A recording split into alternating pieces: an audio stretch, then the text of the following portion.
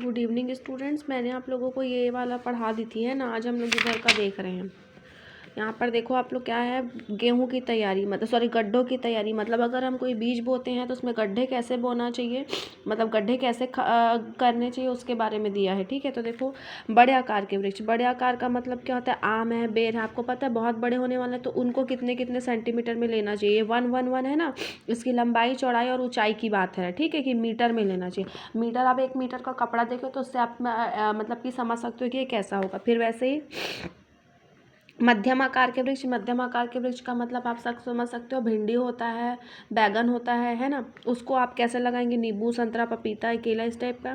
तो ये 3 4 है, 3 4 है, मतलब कि दूरी इतने इतने मीटर में होनी चाहिए, ऐसा बोला जा रहा है। ठीक है, गड्ढों की भराई कैसे करते हैं, तो गड्ढे खोदने के 3 से 5 सप्ताह उपरांत गड्ढों को गोबर खाद, तालाब मिट्टी की उर्वरक, नीम या अरंड की खली एवं 20 से 25 ग्राम एल्ट्रेक्स चून अथवा BSC पाउडर मिलाकर गड्ढों को जमीन की धरातल से 10 से 20 सेंटीमीटर ऊपर तक भर देना चाहिए, जिसमें बरसात की मिट्टी जमीन में बैठकर उसमें आना सा पाए, ऐसा बोला जाता है। ठीक है, मतलब कि जल्दी से जल्दी भर दें ताकि और पूरा का पूरा पानी बह ना जाए, ऐसी जगह पे रहना चाहिए। ठीक है, और पौधों को हमेशा कैसी जगह पर बोना चाहिए, तो ढलान वाले ऊपर वाली जगह पर, मतलब कि ढलान नीचे तरफ नहीं होना चाहिए, बता रहे। ठीक है, पौधा लगाने की विधि, तो पौधारोपण के लिए तैयार गड्ढों में निम्नलिखित ढंग से पौधा लगाना चाहिए। पौधे यथासंभव शाम को ही लगाने चाहिए। क्यों? क्योंकि रात को नमी रहती है तो इसलिए लगाना चाहिए। धूप में क्या होता है, पौधे मर जाते हैं, इसलिए नहीं लगाना चाहिए बोलते हैं। ठीक है, फिर उसके बाद क्या है, पौधों को लगाने से पूर्व अधिकांश पत्तियां तोड़ देनी चाहिए। पौधों में अधिक पत्तियां होने से वाष्पोत्सर्जन अधिक होता है। जड़ें नमी एवं कमजोर होने में उतनी मात्रा में पानी नहीं खींच सकता। मतलब नया पौधा रहता है ना, उनमें बहुत ज़्यादा पानी लगता है, बहुत ज़्यादा एनर्जी लगती है, इस वजह से ऐसा नहीं होना चाहिए, बता रहे। ठीक है, पौधे के अधिक भाग में मिट्टी नहीं डालनी चाहिए।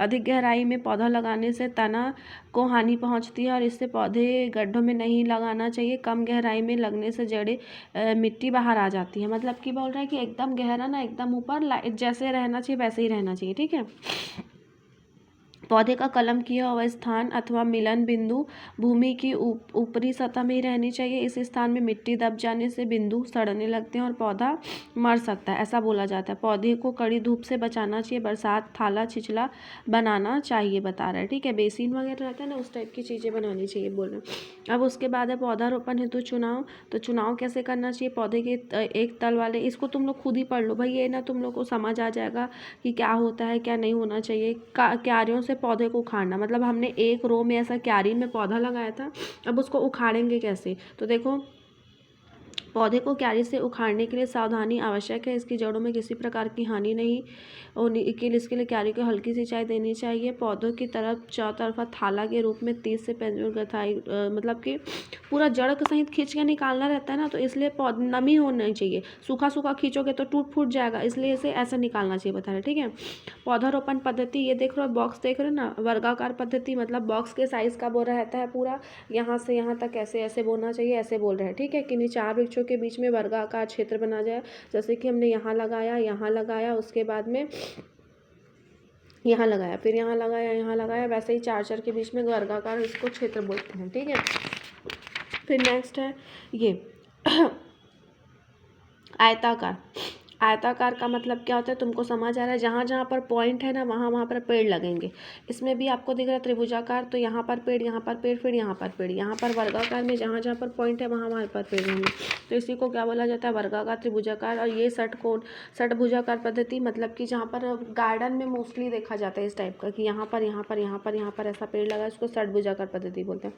पंचमुखी या फिर क्या बोलते हैं, क्विंकस पद्धति। यहाँ पर आपको दिख रहा है कि ये यहाँ पर ऐसे, यहाँ पर छोटे छोटे लाइन में लगा देते हैं, पौधा लगा देते हैं। ठीक है, इसी को क्विंकस या क्रॉस बोलते हैं। नेक्स्ट है कंटूर पद्धति, ये मोस्ट इंपॉर्टेंट है। कंटूर पद्धति पूछा जाता है क्योंकि, ठीक है, इस विधि ढलवी भूमि के लिए होती है, ढलान वाली भूमि के लिए, मतलब ठीक है ना, समझ लो ना, ढलान चढ़ाव क्या होता है।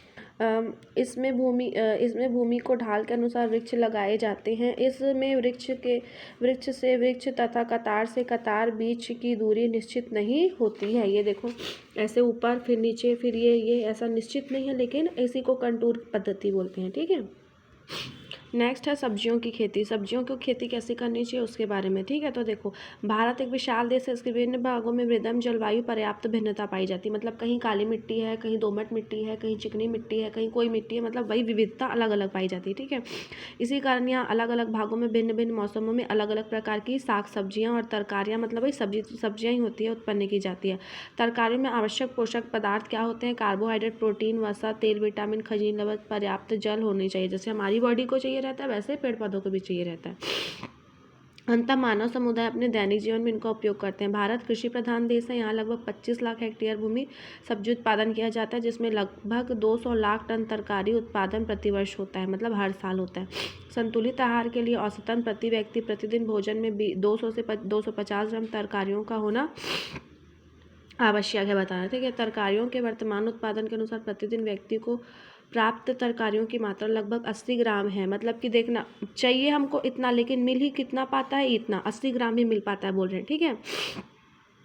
अतएव साग भाजी की खेती को विशेष ध्यान देने की आवश्यकता है। अगर हम आलू और प्याज और बैंगन की खेती का अध्ययन करें तो यहाँ पर देखो आलू की खेती कैसे होती है। देखो, आलू का सामान्य विवरण कैसा होगा? प्रकार की, इसका क्या, ये किस प्रकार का पौधा है? तो भूमिगत, क्योंकि अंदर में होता है करके, ठीक है। कुल किस कुल का है? तो सोलेनेसी कुल का पूछा जाता है ना। सोलेनेसी कुल का पौधा का क्या होता है? भाजी कौन सी है, सब्जी कौन सी है? वनस्पतिक नाम क्या है इसका? सोलेनम ट्यूबरोसम, मतलब कि इसका वैज्ञानिक नाम है ये, ठीक है। अन्य प्रादेशिक नाम है। प्रादेशिक मतलब अन्य प्रदेशों में। हमारे भारत में कितने राज्य हैं? 28 राज्य हो गए हैं फिर से। तो 28 राज्यों में किन किन नाम से जाना जाता है इसका देखो।